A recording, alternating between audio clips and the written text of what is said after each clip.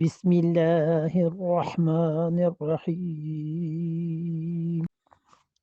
واتقوا يوما لا تجزي نفس عن نفس شيئا ولا يقبل منها شفاعة ولا يؤخذ منها عدل ولا هم ينصرون واتقوا اور ڈرو یومن دن سے.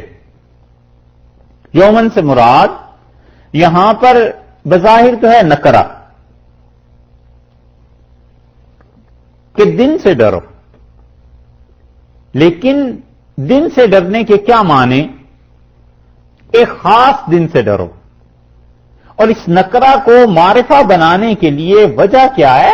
آگے جو حالات آ رہے ہیں نا، اس سے پتا چلتا ہے کہ یہاں پہ یوم سے مراد قیامت ہے، وگرنہ ہے تو یہ اصل میں نکرہ کے دن سے ڈرو.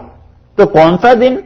لا تجزی نفس عن نفس شیئا، جس دن نہیں کام آئے گی کوئی جان کسی کے، ولا يقبل منها شفاعۃ، اور ان سے شفاعت سفارش نہیں قبول کی جائے گی، ولا يؤخذ منها عدل، اور اس دن کسی سے بدلہ فدیہ نہیں لیا جائے گا، ولا هم ينصرون، اور نہ ہی وہ مدد کیے جائیں گے. تو یہ چاروں جملے جو بات کے ہیں یہ خاص کرتے ہیں اس یومن کے لفظ کو کہ دن سے مراد قیامت کا دن ہے، وگرنہ یومن اپنی حیثیت میں نا یہ نکرہ ہے. تو ارشاد فرمایا کہ اس دن سے ڈرو، اس لیے کہ یہودی جو تھے یہ ان چیزوں کے قائل تھے. ان کے ہاں اب تک بھی یہ عقیدہ ہے کہ جہنم میں لوگ جو جائیں گے ساری دنیا سوائے یہودیوں کے. اور حضرت ابراہیم علیہ الصلوۃ والسلام جہنم کے کنارے کرسی ڈال کے بیٹھ جائیں گے، اور جو یہودی ہوگا اس کو جنت میں بھیج دیں گے، غیر یہودی کو جہنم میں بھیج دیں گے. اور انہی میں وہ عقیدہ ہے جنہوں نے کہا کہ ہم تو صرف 40 دن جہنم میں رہیں گے کیونکہ بچڑے کی عبادت کی تھی، بس اس کے بعد فارغ. اور انہی میں ایسے گروہ بھی ہیں جس گروہ نے کہا بس اتنے دن جتنی دن زندگی کے گزارے ہیں، 70 سال 60 سال، اتنا ہی جہنم میں رہیں گے، پھر جنت میں چلے جائیں گے. یہ سب خوش فہمیاں اب تک پائی جاتی ہیں. اور ایک خوش فہمی یہ بھی کہ پیسے کے عوض میں نجات خریدی جا سکتی ہے. اور اس کی تباہی اگر دیکھنی ہو تو آپ یہ کرسچینٹی کی تاریخ پڑھیں اور ان یہودیوں کی، اور encyclopaedia of religion and ethics اس کو آپ دیکھیے. انسائکلوپیڈیاز کی بات اس لیے ہم کہتے ہیں کہ یہ کتابیں مستند شمار کی جاتی ہیں. ریلیجن اینڈ ایتھکس پہ انسائکلوپیڈیا ہے، اس سے آپ دیکھیں اور 8ویں صدی 9ویں صدی کی عیسائیت کے اور یہودیت کے حالات دیکھیں. ان کے ہاں پادری لکھ کے دیتے تھے جنت کے پروانے، باقاعدہ تحریریں ملتی تھی کہ تمہارے لیے جنت ہو گئی. اور کیسی جنت لینی ہے، کون سا درجہ اس کا لینا ہے، کون کون سے انعامات خدا کے اس میں ہوں گے، اس کی پھر فیس بڑھتی جاتی تھی. جتنے پیسے خرچ کر لو ویسی جنت لے لو. اور اسی طرح علیہ باللہ ان کا عقیدہ تھا کہ اللہ تعالی مجبور ہو جائے گا قیامت میں، اتنے نبی اتنے خدا کے پاک اور نیک بندے علیہ الصلوۃ والسلام خدا پر زور ڈالیں گے کہ خدا مجبور ہو جائے گا کہ وہ کیا کرے، یہودیوں کو عذاب سے نجات دے دے اور یہودی سارے بخشے جائیں گے. اللہ نے اس آیت کریمہ میں سب چیزوں کی نفی کر دی. اور اس آیت کو آپ دیکھیں گے تو دیکھیے 4 طریقے ہو سکتے ہیں کسی بھی مجرم کو چھڑانے کے، اور اللہ تعالی نے 4 طریقوں کی اس آیت میں نفی کی ہے. اس آیت میں ایک چیز ہے مشکل، چلیے وہ بھی بات کرتے ہیں. ایک طریقہ تو یہ ہو سکتا ہے کہ کوئی آدمی کسی آدمی کے عوض میں لگ جائے. جنگل کے قانون میں ہوتا ہی ہے کہ جرم کسی نے کیا پکڑا کوئی گیا. پولیس والے بھائی کو پکڑ لے گئے، دوسرا پہنچا اس نے کہا یار بھائی کو تو نہ پکڑو، وہ تو بڑے عزت والے ہیں، مجھے بٹھا لو تھانے میں. تو بھائی کو چھوڑ دیا، دوسرے کو بٹھا دیا. حکومت نے پریشر ڈالا اوپر سے کہ مجرم نکالو، تو جو سامنے آیا اسے پکڑ کے لے گئے کہ اس نے یہ قتل کیا ہے. دنیا میں ہوتا ہے کہ پھندا بنا لیں پہلے اور گردنیں ناپتے پھریں، کس کی گردن میں فٹ آتا ہے چلو تم ہی ہو وہ. تو انسان کے عوض میں لگ جائے، جان کو بچا لے، یہ اس دنیا میں ہوتا ہے. اللہ نے پہلے طریقے کی نفی فرما دی کہ لا تجزی نفس عن نفس شیئا، جس دن کوئی جان کسی جان کے ذرہ برابر کام نہیں آ سکے گی، کچھ نہیں ہو سکے گی. دوسرا طریقہ سفارش ہوتی ہے کہ کوئی کسی کی سفارش کر دے، مجرم چھوٹ جاتا ہے. اللہ نے فرمایا ولا یقبل منہا شفاعۃ، کسی کی سفارش قبول نہیں کی جائے گی قیامت میں. تیسرا طریقہ پیسے دے کے، وہ تو ہم سب جانتے ہیں. ولا یؤخذ منہا عدل، اور اللہ نے کہا کسی سے پیسے نہیں لیے جائیں گے. اور چوتھا طریقہ کہ جبرن کوئی چھڑا لے، فرمایا ولا ہم ینصرون، اور ان کو کوئی نہیں چھڑا سکے گا، کسی کی مدد نہیں کی جا سکے گی. چاروں طریقوں کی اللہ نے اس آیت کریمہ میں نفی فرما دی. پانچواں کوئی طریقہ عقلاً نہیں ہے. حکمران کسی کو پکڑ لیں تو جبرن چھڑا لائیے، نہیں تو سفارش کرا لیجئے، نہیں تو پیسے دے دیجئے، یا اپنے آپ کو پیش کر دیجئے اس کے عوض میں. چاروں طریقوں کی خدا نے نفی کر دی. اللہ نے کہا قیامت میں یہ چیزیں نہیں چلیں. اس آیت میں جو مشکل چیز ہے وہ یہ ہے کہ یہاں پر ارشاد فرمایا کہ ولا یقبل منہا شفاعۃ، اور کسی کی شفاعت قیامت میں نہیں چلے گی. اور اسی کی تائید میں یہاں ہے تعارض. سورہ مدثر کی آیت کریمہ آتی ہے 29ویں پارے میں. سورہ مدثر اگر آپ دیکھیں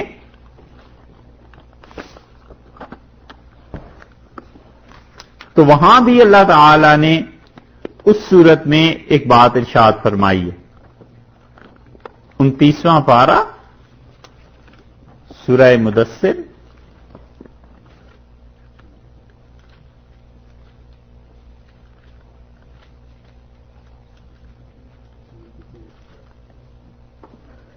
سورہ کا نمبر ہے 74. ملی؟ اچھا جی.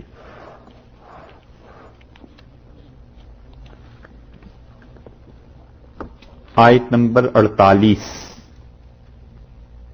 بلکہ 48، بلکہ اسے آپ دیکھیں گے اگر آیت نمبر 38 سے تو پھر صحیح سمجھ میں آ جائے گی بات. پارہ 29 سورہ مدثر اور آیت نمبر 38.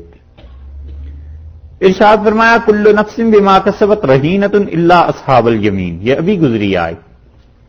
سوائے دائیں ہاتھ والوں کو، فی جناتن، وہ باغات میں ہوں گے. یتساءلون عن المجرمین، پوچھیں گے جہنمیوں سے ما سلککم فی سقر، تم جہنم میں کیسے پہنچ گئے. قالوا لم نک من المصلین، وہ کہیں گے ہم نماز نہیں پڑھتے تھے. ولم نک نطعم المسکین، ہم مسکین غریب کو کھانا نہیں کھلاتے تھے. وکنا نخوض مع الخائضین، اور ہم بحث کرنے والوں کے ساتھ بحث کرتے تھے. وکنا نکذب بیوم الدین، اور ہم قیامت کے دن کو جھٹلاتے تھے. حتی آتانا الیقین، یہاں تک کہ موت آ گئی. فما تنفعہم، اور نفع نہیں دیا انہیں شفاعت الشافعین، سفارش کرنے والوں کی سفارش نے. دیکھا، شفاعت کرنے والوں کی شفاعت نے انہیں نفع نہیں دیا. یہاں بھی اس کا مطلب یہ ہو گیا کہ وہ جو لوگ کہتے ہیں شفاعت کا انکار کرتے ہیں، وہ کہتے ہیں اس آیت میں بھی اللہ نے یہی کہا ہے کہ قیامت میں شفاعت کرنے والوں کی شفاعت نے انہیں نفع نہیں دیا، تو کوئی شفیع ان کا تھا ہی نہیں، کسی نے شفاعت کی ہی نہیں. جو لوگ اس کے قائل ہیں کہ شفاعت ہوتی ہے، وہ اس آیت میں یہ کہتے ہیں کہ شفاعت کرنے والوں نے شفاعت کی اور نفع ان کو نہیں ہوا. تو اس سے اتنا تو پتہ چلتا ہے کہ شفاعت ہوئی ہے، ان کے لیے ہوئی ہے یا نہیں ہوئی. لیکن بہرحال یہ کمزور بات ہے. دو قسم کے گروہ ہیں. کچھ تو کہتے ہیں کہ قیامت میں شفاعت ہوگی نہیں، اور معتزلہ نے اس سے مطلقاً شفاعت کا انکار کیا ہے، اور وہ کہتے ہیں کہ شفاعت ہوگی ہی نہیں سرے سے، اور یہ ان کی بات بڑی خطرناک ہے. اس لیے کہ دین کی وہ چیزیں جو تواتر سے ثابت ہیں، دین کی وہ چیزیں جو صحیح احادیث سے کثرت سے ثابت ہیں، ان کا انکار بہت بڑی گمراہی ہے۔ ایمان، یاد رکھیے، صرف اسی چیز کا نام نہیں ہے کہ اللہ کو ایک مانا اور رسول اللہ صلی اللہ علیہ وسلم کو اللہ کا آخری نبی علیہ الصلوۃ والسلام مان لیا جائے، تقدیر، کتابیں، فرشتے اور آخرت مان لی جائے، بلکہ اس کے ساتھ ساتھ جو دین کی ضروریات ہیں ان کو بھی عقیدے میں شامل کیا گیا ہے، انہیں ماننا بھی ضروری ہے، کیونکہ وہ اگرچہ براہ راست قرآن سے ثابت نہ بھی ہوں تو بھی رسول اللہ صلی اللہ علیہ وسلم کی کثرت سے احادیث ان چیزوں پہ ہیں۔ مثلاً حوض کوثر ہے، کوئی آدمی کہتا ہے میں نہیں مانتا کیونکہ قرآن میں نہیں آیا، تو ہے تو ٹھیک بات کہ چلو قرآن میں نہیں آیا، مگر وہ جو ساری احادیث میں اس کا تذکرہ آیا ہے وہ کہاں جائیں گی؟ قبر کا عذاب ہے، اول تو وہ قرآن سے بھی ثابت ہے، لیکن ایک آدمی کہتا ہے کہ قرآن سے ثابت نہیں اس لیے نہیں مانتا، غلط بات ہے۔ جتنی احادیث عذاب قبر کے بارے میں آئی ہیں وہ کہاں جائیں گی؟ یہی حال اس شفاعت کا ہے کہ معتزلہ نے جو انکار کیا ہے، مطلقاً انکار کر دیا ہے، وہ کہتے ہیں اللہ نے فرمایا ولا یقبل منہا شفاعت، اور ان سے کوئی شفاعت نہیں مانی جائے گی، وہ کہتے ہیں کہ کوئی شفاعت قیامت میں نہیں ہوگی۔ یہ ان کا موقف، اور ان کے مقابلے میں ہمارا اہل سنت والجماعت کا موقف یہ ہے کہ وہ کہتے ہیں قیامت میں یقیناً شفاعت ہوگی، کوئی شک و شبہ نہیں، اور ہمارے عقائد میں یہ شامل ہے دو شرائط کے ساتھ۔ ایک تو اس کی شفاعت ہوگی جس کے متعلق اللہ اجازت دیں گے کہ کسی کو بھی کہ تم شفاعت کرو، اور جس کے لیے اللہ راضی ہوں گے اس کے حق میں شفاعت ہو جائے گی۔ دو آدمی ہیں، ایک طرف شفاعت کرنے والے ہیں اور ایک وہ ہیں جن کی جا رہی ہے، اللہ ان کو اجازت دیں گے کہ آپ بات کیجئے، اور ان کے متعلق اجازت دیں گے کہ اس کے متعلق بات کیجئے، تو اللہ اس کی شفاعت کو قبول کر لے گا۔ سارے قرآن پاک کی تعلیم کا خلاصہ یہی ہے، جتنی آیات شفاعت کے بارے میں آئی ہیں ان سب کا نچوڑ و خلاصہ یہ۔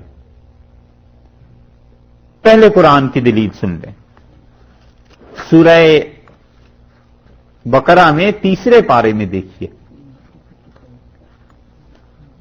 اچھا،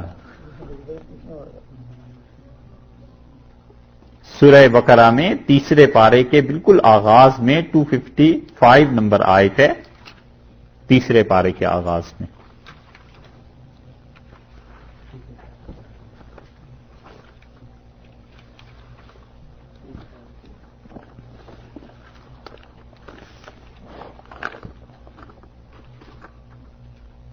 ملی جی؟ تیسرا پارہ سورہ بقرہ اور 255 نمبر آیت کریمہ۔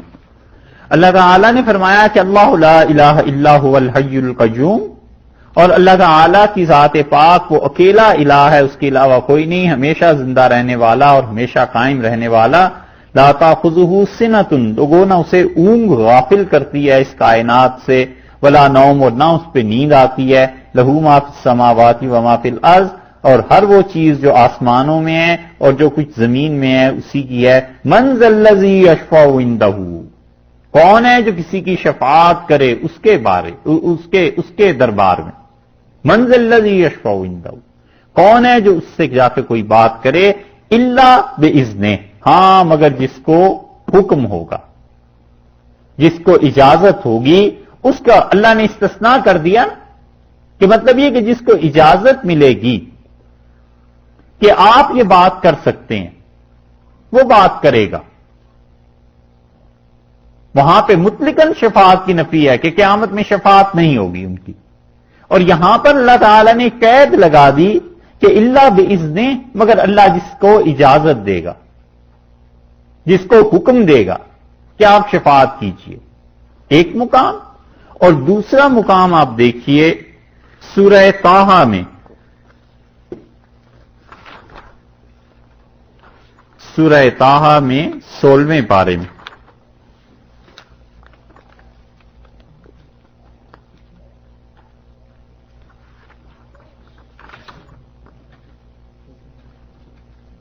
سولہواں پارہ سورہ طٰہٰ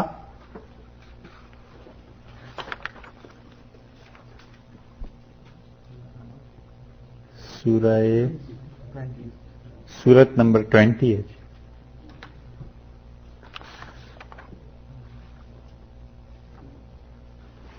آیت نمبر 109. 16واں پارہ ہے طٰہٰ سورہ نمبر 20 اور آیت نمبر 105 سے دیکھیں جو بات شروع ہوتی ہے پھر سمجھ میں آ جائے گی. ملی وَيَسْأَلُونَكَ عَنِ الْجِبَالِ، اور ہمارے نبی صلی اللہ علیہ وسلم آپ سے سوال کرتے ہیں پہاڑوں کے بارے میں کہ قیامت میں پہاڑوں کا کیا بنے گا. فَقُلْ، آپ ارشاد فرمائیے کہ يَنْسِفُهَا رَبِّي نَسْفًا، میرا پروردگار انہیں ریزہ ریزہ کر دے گا، ٹکڑے ٹکڑے کر دے گا. فَيَذَرُهَا قَاعًا صَفْصَفًا لَا تَرَىٰ فِيهَا عِوَجًا وَلَا أَمْتًا، اور اس زمین کو کھینچ کر ہموار کر دیا جائے گا، کوئی اونچائی نیچائی کچھ نظر نہیں آئے گا. یومئذ، وہ ایسا دن ہوگا یتبعون الداعیہ، جو پکارے گا، جو آواز آئے گی اس کے پیچھے لوگ چل پڑیں گے. لا عوج لہ، کوئی کجی کوئی ٹیڑھا پن باقی نہیں رہے گا. وخشعت الاصوات للرحمن، اور لوگوں کی سب کی آوازیں پست ہو جائیں گی، جھک جائیں گی رحمان جب آئے گا. خدا کے سامنے کسی کو اونچی آواز سے بات کرنے کی ہمت نہیں ہوگی. فلا تسمعوا الا ہمسا، تو تم اس دن کچھ نہیں سن پاؤ گے سوائے اس کے کہ آہستہ آہستہ سرگوشیاں. یومئذ، وہ ایسا دن ہوگا لا تنفع الشفاعۃ، کوئی سفارش کوئی شفاعت کام نہیں آئے گی. الا من اذن لہ الرحمن، سوائے اس کے جس کو رحمان اجازت دے گا. ورضی لہ قولا، اور جس کی بات سے رحمان راضی ہوگا اس کو اجازت دے گا، اور جس کے لیے راضی ہوگا اس کے لیے اجازت ہو جائے. دونوں چیزیں کر دیں. ایک تو اللہ اجازت دے گا، اس سے معلوم ہوا کہ لا تنفع الشفاعۃ، قیامت میں شفاعت نفع نہیں دے گی کسی مجرم کو. ادھر سے بھی نفی اور ادھر سے بھی نفی، نہ کسی مجرم کو نفع ہوگا اور نہ کوئی شفاعت کرنے والا کرے گا. الا، ہاں، من اذن لہ الرحمن، جس کو اللہ حکم دے دیں گے رحمان کہ آپ سفارش کیجئے، آپ شفاعت کیجئے، وہ کرے گا. اور جس کے لیے رضی لہ قولا، اور جس کے لیے اللہ تعالیٰ کہیں گے کہ اس کے بارے میں کرو، اس کی جائے. یہ آیت ہے اہل سنت والجماعت کی دلیل، اور وہ کہتے ہیں کہ اس کا مطلب یہ ہے کہ قیامت میں شفاعت ہوگی اور اس کا نفع پہنچے گا. جو ٹائی پڑی ہے ان ساری آیات کے درمیان، جو الجھن اور مشکل پیش آئی ہے، اصل میں ابو سعود رحمت اللہ علیہ مفسر ہیں، انہوں نے بڑی اچھی بات لکھی ہے. وہ کہتے ہیں کہ یہاں جس شفاعت کی نفی کی گئی ہے، اللہ تعالی نے کہا ہے کہ یہ شفاعت جو کافروں کے لیے ہے، خاص طور پر کافروں کا ذکر ہے نا، تو کافروں کو کسی کی شفاعت کام نہیں دے گی، اس لیے کہ کافروں کے لیے شفاعت کی اللہ اجازت ہی نہیں دے گا تو انہیں کس بات کی شفاعت ہو جائے گی. اس آیت کو دیکھیے، یہ تو ابو سعود کی رائے ہے رحمت اللہ علیہ کی. وہ کہتے ہیں وگرنہ جتنی آیات باقی ہیں قرآن پاک میں اور جتنی احادیث ہیں شفاعت کے باب میں، وہ سب آپس میں ٹکرا جائیں گی. تو ہم کہتے ہیں یہ کافروں کے بارے میں آیت نازل ہوئی ہے، کافروں کا شفیع کوئی نہیں ہوگا. شفیع سمجھے؟ شفاعت کرنے والا. کافروں کا شفیع کوئی ہوگا ہی نہیں تو انہیں شفاعت نفع بھی نہیں دے گی. اس آیت کے ترجمے کو ایک اور طرح آپ دیکھیں، یہ ابو سعود رحمت اللہ علیہ کی رائے ہے. ایک اور بات بھی عقلاً سمجھ میں آتی ہے. اللہ تعالیٰ نے فرمایا واتقوا یوما لا تجزی نفس عن نفس شیئا، اس دن کے لیے ڈرو جس دن کوئی جان کسی جان کے کام نہیں آئے گی. تو کوئی جان ہوگی ہی نہیں جو اپنے آپ کو بچانے کے چکر میں نہ ہو، تو کوئی جان جب ہوگی نہیں تو کام کیا آنا ہے. کوئی جان ایسی ہو جو کسی کے لیے لگنے کو تیار ہو تو کوئی جان ہے ہی نہیں، تو کام کیا آئے گی.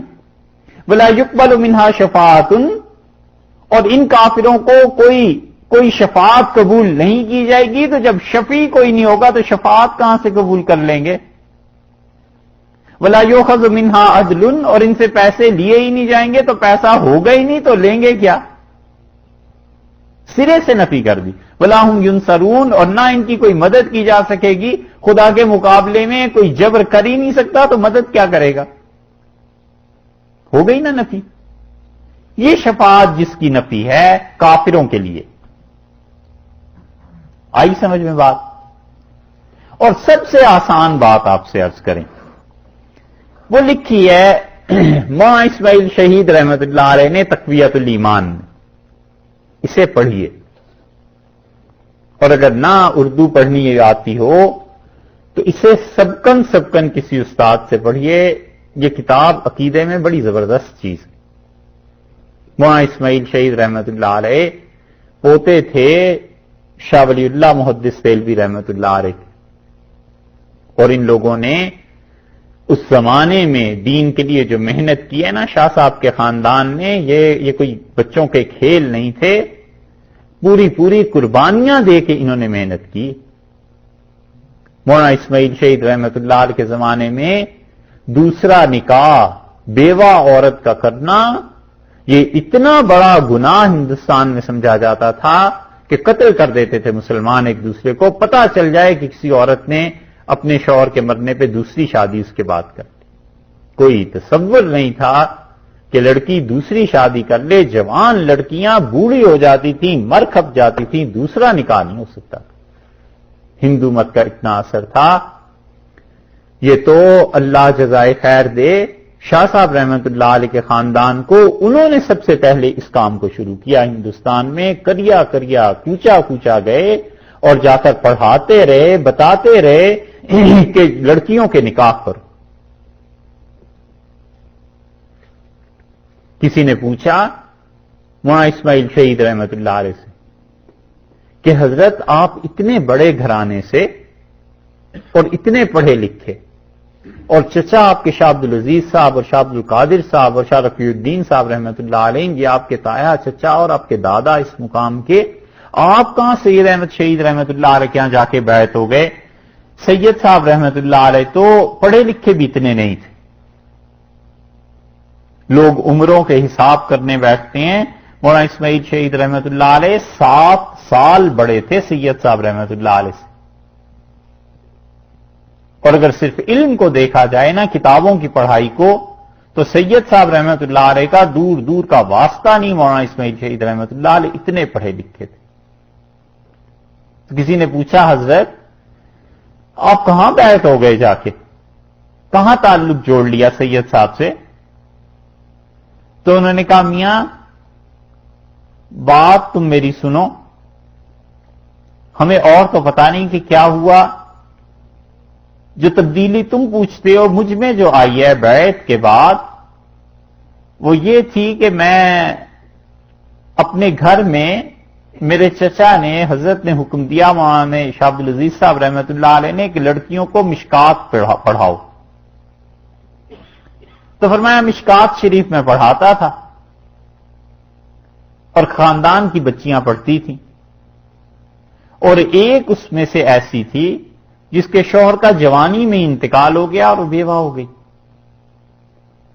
تو جب مشکات میں یہ باب آیا کہ رسول اللہ صلی اللہ علیہ وسلم فرمایا اپنی بیوہ عورتوں کا نکاح کر دیا کرو، تو میں جان بوجھ کے اس باب کو چھوڑ کے آگے چل پڑا کہ بہن نے اگر پڑھ لیا، یہ میری کزن تھی، بہن تھی، عزیزہ تھی، اگر اس نے پڑھ لیا اور مجھ سے کہا کہ حدیث میں آیا ہے تو میں دوسرا نکاح کرتی ہوں، تو میں کیا جواب دوں گا؟ ناک کٹ جائے گی. تو میں نے وہ حدیثیں ہی نہیں پڑھائیں اور آگے چل پڑا. اور فرمایا جب میں سید صاحب رحمت اللہ علیہ سے بیعت ہوا تو میں آگرہ میں ایک جگہ تقریر کر رہا تھا، واعظ کر رہا تھا، اور واعظ میں اسی بات کر رہا تھا کہ مسلمانوں عورتوں کے حقوق کا خیال کرو، لڑکیاں جو بیوہ ہو جائیں تو دوسرا نکاح کر دیا کرو. اور ایک آدمی اٹھا اور اس نے کہا مجھے ایک سوال پوچھنا ہے. تو میں سمجھ گیا کہ یہ مجھ سے کیا کہے گا. میں نے کہا ابھی نہ پوچھو، اور میرا وعدہ ہے کہ میں ہفتے 2 ہفتے میں آؤں گا، پھر پوچھنا، پھر جواب بھی دوں گا. تو وہ ہنسا اور بیٹھ گیا. تو میں جمعہ پڑھا کے دلی گیا، اور میری ہمشیرہ جن کا جوانی میں جن بیوہ ہو گئی تھی اور شوہر نہیں تھا، تو میں ان سے کچھ کہہ نہیں سکا، اپنی پگڑی اتار کے ان کے پاؤں پہ رکھ دی. تو بہن نے مجھ سے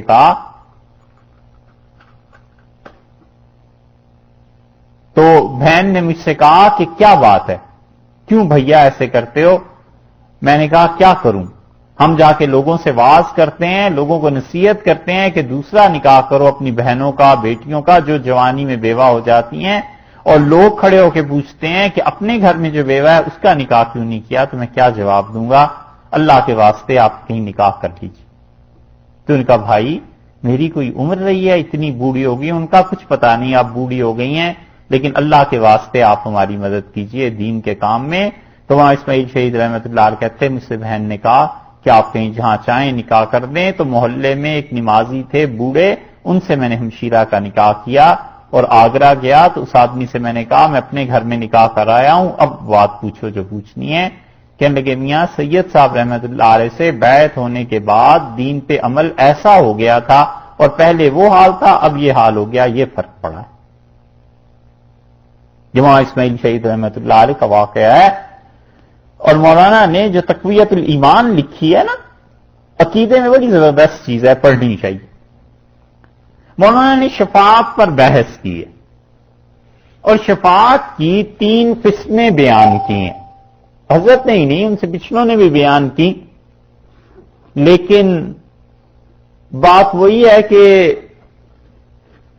شہر میں تو بہت سے لوگ وہی اچھے ہوتے ہیں، لیکن اپنی ماں زیادہ اچھی لگتی ہے، اپنا باپ زیادہ اچھا لگتا ہے۔ تو ماں اسماعیل شہید رحمۃ اللہ علیہ کے اس لیے حوالہ دیتے ہیں، شفاعت کی ایک قسم تو یہ ہے کہ کوئی اپنی وجاہت، اپنا اثر رسوخ اور اپنی شخصیت کا استعمال کرے، اسے کہتے ہیں شفاعت بالوجاہت، کہ وجاہت کے ساتھ کوئی کسی مجرم کو چھڑانا چاہے، بادشاہ ہے اور اس کے گورنر ہیں، اس کے سیکٹریز ہیں، آرمی کی حکومت ہے، اس کے کور کمانڈرز ہیں، اور کوئی مجرم پکڑا گیا اور کوئی اس کی سفارش کرتا ہے کہ جناب اس مجرم کو سزا نہ دیں، اور بادشاہ ڈر جائے کہ یہ شخصیت ایسی ہے کہ اگر اس کا کہا میں نے ٹال دیا اور اس کی بات نہ مانی تو حکومت میں گڑبڑ پیدا ہو جائے گی، اور ممکن ہے یہ فوجی حکومت کا تختہ الٹ دے، اور اگر سول حکومت ہے، ڈیموکریسی ہے، تو کسی اسمبلی کو ختم کر دیں، کچھ ہو جائے۔ تو یہ جو شفاعت بالوجاہت ہے، اسے کہتے ہیں یہ کہ بادشاہ اپنے وزیروں، اپنے امراء، اپنے اثر رسوخ والے لوگوں سے ڈر کر اس مجرم کو چھوڑ دے۔ اللہ نے اس کی نفی کر دی۔ اللہ نے کہا قیامت میں کسی کی ہمت نہیں ہے کہ میرے سامنے بات کر سکے کسی مجرم کی، کسی کا مقام اور مرتبہ ایسا نہیں کہ اگر ہم اس کی نہ مانیں تو ہماری کائنات پہ کوئی فرق پڑ جائے۔ یہ ہے شفاعت کی ایک قسم، اور یہودی یہی کہتے تھے۔ اللہ نے فرمایا وَلَا يُقْبَلُ مِنْهَا شَفَاعَةٌ، کسی کی شفاعت قیامت میں نہیں مانی جائے گی۔ سمجھ آ گئی؟ شفاعت کی دوسری قسم ہے جسے وہ کہتے ہیں شفاعت بالمحبت، کہ کسی کی شفاعت، سفارش مان لی جائے محبت سے مجبور ہو کے۔ مثلاً بادشاہ کو اپنی اولاد سے محبت ہے، بیوی سے محبت ہے، کسی سے بھی محبت ہے، اور وہ محبوب جو اس کا ہے وہ سفارش کر دے کہ جناب اس پہ سزا نہ نافذ کیجئے، تو بادشاہ کہتا ہے اگر اس کی نہ مانی تو یہ ہو جائے گا ناراض، اور اس کی ناراضگی سے پھر آخر مجھے ہی تکلیف پہنچے گی، مجھے ہی پریشانی ہوگی، تو اب محبت کا واسطہ آ گیا ہے، مجبور ہو گیا ہوں، چلو اس کو معاف کر دیتے ہیں۔ یہ شفاعت بالمحبت جو ہے اس کی بھی نفی کر دی اللہ نے، کہ تمہارا یہ جو خیال ہے کہ قیامت میں محبت کی وجہ سے یہودیوں تم اتنے چہیتے ہو بخشے جاؤ گے، اور اللہ اپنی محبت سے مجبور ہو کر کسی کو کر دے گا، اللہ ایسا ہرگز نہیں ہے۔ وَلَا يُقْبَلُ مِنْهَا شَفَاعَةٌ، کسی کی شفاعت نہیں مانی چاہیے۔ دو ہو گئی چیزیں، اور تیسرے جبر، وہ تو کوئی بھی نہیں مانتا کہ حق تعالی شانہ پہ جبر ہو جائے اور اللہ کسی سے دب کے قبول کر لے، یہ بھی کچھ نہیں ہے۔ تو جب یہ تینوں چیزوں کی نفی ہو گئی کہ نہ اللہ کسی کی وجاہت سے گھبرائے، اور نہ اللہ کسی کی محبت سے مجبور ہو، اور نہ ہی حق تعالی شانہ کسی کے جبر، کسی کے زور کی کوئی اس سے بڑی طاقت ہو جو اس سے منوا لے، معاذ اللہ، جب یہ تینوں چیزوں کی نفی ہو گئی تو باقی شفاعت وہ رہ گئی جو اللہ کے حکم سے، اللہ کے اذن سے ہوگی، اسی کے ہم قائل ہیں، اسی کے متعلق احادیث آئی ہیں۔ رسول اللہ صلی اللہ علیہ وسلم کو اللہ اجازت دے دیں گے، وہ شفاعت فرمائیں گے اور انشاءاللہ یقیناً ہوگی۔ اللہ تعالیٰ اس میں سے ہم کو بھی حصہ نصیب کر،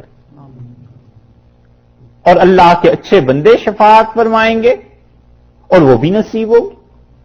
اور قرآن پاک اور وہ جو بچے جن کا انتقال ہو گیا بچپن میں، اور بہت سی چیزیں رسول اللہ صلی اللہ علیہ وسلم نے بتایا ہے کہ یہ چیزیں شفاعت کریں گی، اس طرح ہوگی، اس طرح ہوگی، اس طرح ہوگی۔ تمام انبیاء علیہ الصلوۃ والسلام اپنی اپنی امتوں کے لیے کریں گے، اور شفاعت کبریٰ، سب سے بڑی شفاعت جو رسول اللہ صلی اللہ علیہ وسلم کی ہوگی، وہ ظاہر ہے کہ نہ وجاہت کی وجہ سے ہوگی، شفاعت بالوجاہت بھی نہیں ہوگی، شفاعت بالمحبت بھی نہیں ہوگی، اور خدا پر کوئی جبر بھی نہیں ہوگا، بلکہ اللہ کی طرف سے حکم ہوگا کہ آپ اچھا بات کیجئے، آپ شفاعت کیجئے اور اس کے متعلق کیجئے۔ اسی لیے صحیح بخاری میں لفظ آئے ہیں فَيُحَدُّ لِي حَدًّا، اللہ میرے لیے حد مقرر کر دے گا کہ اس حد تک آپ شفاعت کر سکتے ہیں، اس سے زیادہ نہیں۔ یہ ہے شفاعت۔